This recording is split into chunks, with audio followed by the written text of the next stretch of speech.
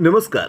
मोठ्या बाईंना त्यांचा जावई म्हणत असतो, सासूबाई, तुम्हाला जर तुमच्या मुलाला म्हणजेच अधोक्षज महाराजांना या दिग्रसकरांच्या गादीवर बसवायचं असेल ना, तर 4 पावलं तुम्हाला आधी मागं जावं लागेल. हे वाक्य ऐकल्यावर मोठ्या बाई म्हणत असतात, काय म्हणायचे काय तुम्हाला? काय ते स्पष्ट करा. त्यावर आता दिग्रसकर घराण्याची गादी जर अधोक्षज महाराजांच्या हातात यावी असं तुम्हाला वाटत असेल तर तुम्हाला इंदूचे पाय धरावे लागतील, म्हणजेच पाठराखीण बाईचे. हे वाक्य ऐकल्यावर आता मोठ्या बाई म्हणत असतात, जावई, तुमच्या हद्दमध्ये राहा. तुम्ही काय बोलताय? तुम्ही चक्क मला त्या इंदूचे पाय धरायला सांगताय तुम्ही? आणि कोण लागून गेली होती मी तिचे पाय धरायचे? त्यावर मात्र आता मोठ्या बाईंना त्यांचा जावई म्हणत असतो, हे बघा, कधीकधी ना काही गोष्टी मिळवायच्या असतील तर आपल्याला नमतं घ्यावं लागतं. एकदा का आपल्याला अधोक्षज महाराजांना हवी ती गादी मिळाली का मात्र त्या इंदूला फाट्यावर मारायला आपण मोकळं. पण त्यामुळे तुम्ही आता त्याच्याशी वैर घेऊन स्वतःच्या मुलाचं करिअर फुकट दौडू नका. हे वाक्य ऐकल्यावर मोठ्या बाईंना थोडंफार कळालेलं असतं की जावई बापूंना काय म्हणायचं आहे. त्यावर आता जावई म्हणत असतो, सासूबाई, कसला विचार करताय? पटतंय ना तुम्हाला माझं म्हणणं? मग चला, आत्ताच्या आत्ता पाठराखीण बाईचे पाय धरा आणि त्यांच्यासमोर असा काही ड्रामा क्रिएट करा ना की त्यांनाही असं वाटलं पाहिजे, अरे हो, खरंच मोठ्या बाईंना खूपच मोठा पश्चाताप होत आहे. आणि त्या लगेचच मोठ्या मनाने तुम्हाला ॲक्सेप्ट देखील करतील, तुम्हाला माफ देखील करतील. त्यावर मोठ्याबाई म्हणत असतात, जावई, तुम्हाला वाटतं तितकं सोपं नाही आहे. कसे धरू मी त्या दीड दमडीच्या मुलीचे पाय? त्यावर आता जावई म्हणत असतो, हे बघा, मी सांगतो तसं करा. आणि मग हा जावई स्टार्ट टू एंड स्वतःच्या सासूला नेमकं काय करायचं आहे ते सांगत असतो. इकडे आपण पाहतोय आता इंदू आणि अधोक्षज या दोघांचं बोलणं सुरू आहे. अधोक्षज म्हणत असतो, इंदू, मला तुझं हे म्हणणं अजिबात पटत नाही आहे. त्यावर आता अधोक्षजला इंदू म्हणत असते, अधू, जरा विचार तरी कर. खरंच माझ्या मनात जे आहे ते आपण जर केलं ना तर येत्या काही दिवसांमध्ये आपल्याला खरंच रिझल्ट मिळेल. त्यावर अधोक्षज म्हणत असतो, इंदू, काय गरज आहे आपल्याला वेगळं काही करायची? मी चालवतोय ना मोबाईलचं दुकान. मग? त्यावर इंदू म्हणत असते, अधोक्षज, तू चालवतोयस दुकान, त्यात काही वादच नाही आहे. पण कसं आहे ना, एकाच इन्कमवर अवलंबून राहणं चुकीचं आहे. आपण दोघं आहोत ना, मग आपण दोघं वेगवेगळं काहीतरी करूया. त्याने काय होईल, कधी समजा तुला वाटलं की 2 दिवस दुकानात न जावं तर यातून सगळं मॅनेज होऊ शकतं. बघ, विचार कर.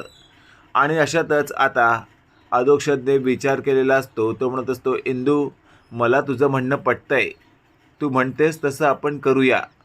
त्यावर इंदू म्हणत असते, अधोक्षज, मला माहीत होतं तू मला नाही कधीच म्हणणार नाही.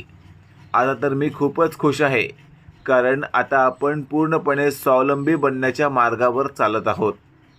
अशातच आता हे वाक्य लपून छपून मोठ्या बाईंच्या जावयाने ऐकलेलं असतं आणि तो स्वतःशी बोलत असतो, अरे वा, म्हणजे पाठराखीण बाई दुसरा कोणता तरी व्यवसाय करण्याच्या विचारात आहेत. हे मात्र आता सासूबाईंना जाऊन सांगितलं पाहिजे, याचा काहीतरी फायदा आपल्याला होऊ शकतो. आणि अशातच आता थेट जावई मोठ्या बाईंकडे आलेला असतो. तो म्हणत असतो, सासूबाई, एका प्रकारे एक गुड न्यूजच आहे.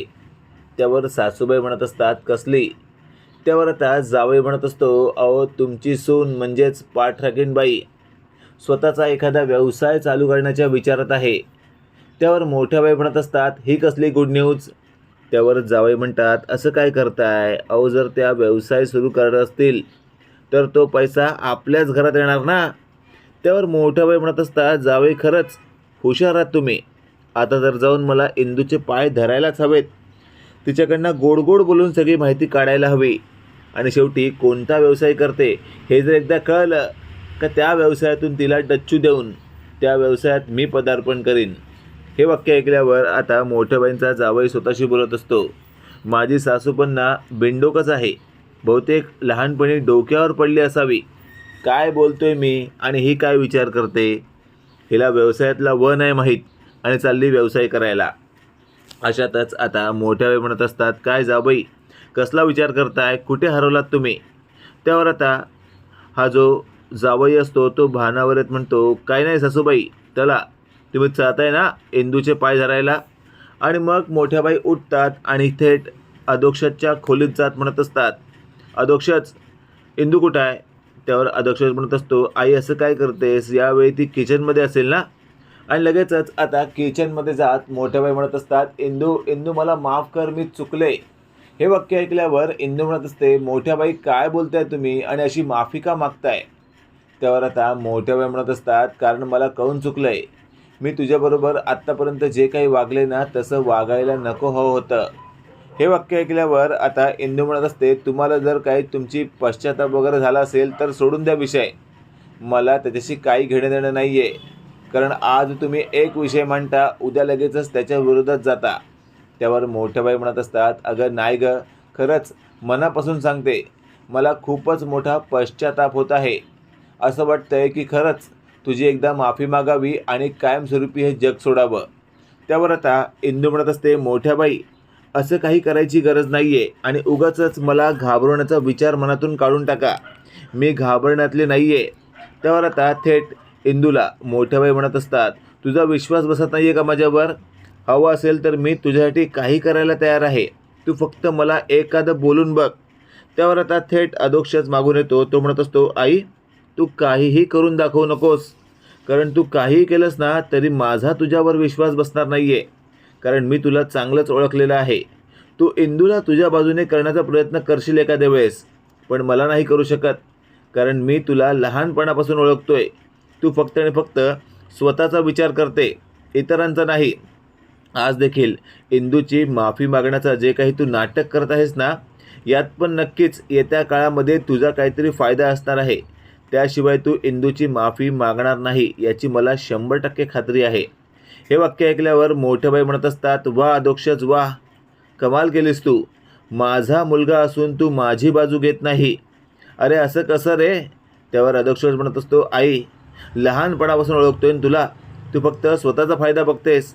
आज देखील निश्चितच इंदूचा वापर करून तू स्वतःचा फायदा काढण्याच्या तयारीत आहेस.